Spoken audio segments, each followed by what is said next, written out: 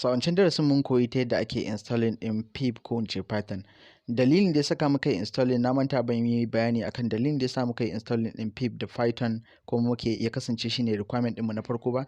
Dalili dukkanin tools ɗin da Termux za ka yi running ɗinsa akan Termux is can either an yi rubuta script ɗin ne da Termux da Python ko kuma an rubuta wannan script ɗin ne da Bash. So dole idan kana so ka yi running ɗin tool ɗin da aka rubuta shi da Termux da Python ko kuma da Bash, dole kana buƙatar ka fara installing ɗin Python. So Python shine abin da zai baka dama ka yi running ɗin tools ɗin da za ka yi downloading daga GitHub, wanda nan gaba za mu nuna yadda ake yi. So dukkanin application ɗinsa, ma'ana bari in saka mana shi da Hausa.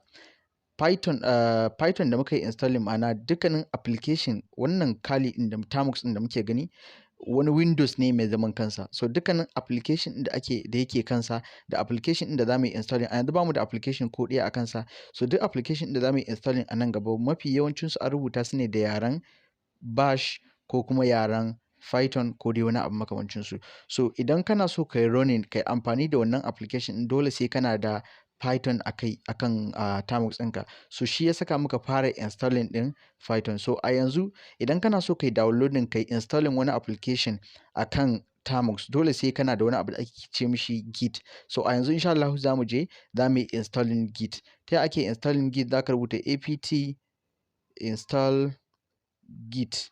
So git apt install Git, za ka danna kan enter, shi ma za mu jira.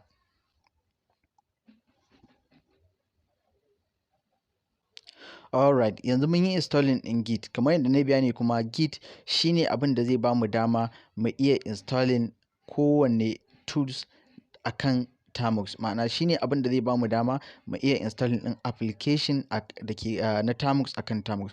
So yanzu muna da Git, mu haɗu a darasi na gaba.